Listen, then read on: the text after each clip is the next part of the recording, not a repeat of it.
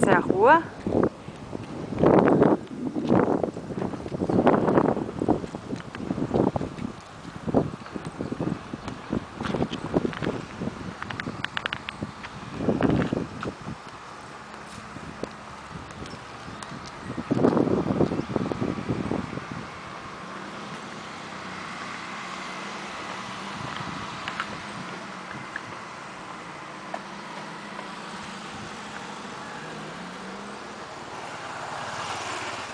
Esse cano vai sair.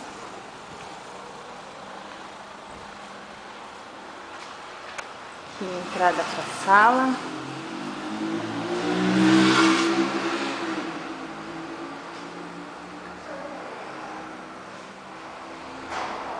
Ali da cozinha. Aqui a lavanderia. Que não é tão pequena assim. E ali já tem entrada para a cozinha de novo. Vamos para a sala. Aqui é a tal da cozinha americana. Bonitinha. Parede toda azulejadinha. O balcão dá para fazer um armário embaixo. Já tem mais um espaço atrás da porta. Dá pra deixar. Entrando no corredor, deixa eu até dar uma ré. Então, da cozinha pro corredor, pros quartos. Aqui tem o primeiro quarto, que é um pequenininho, que vai ser o escritório. Que dá a janela na lavanderia. Chique.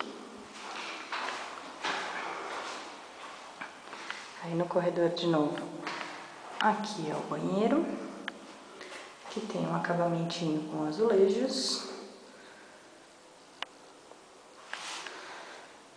Aqui, o quarto maior.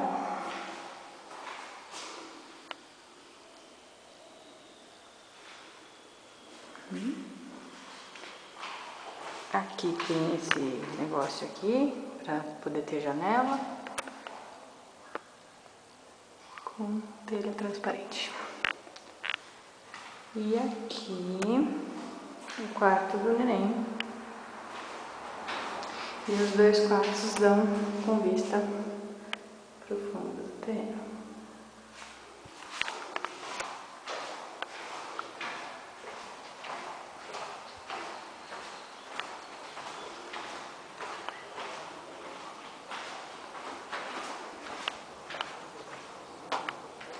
Aqui então a área externa, o corredor aqui fora e a áreazinha aqui atrás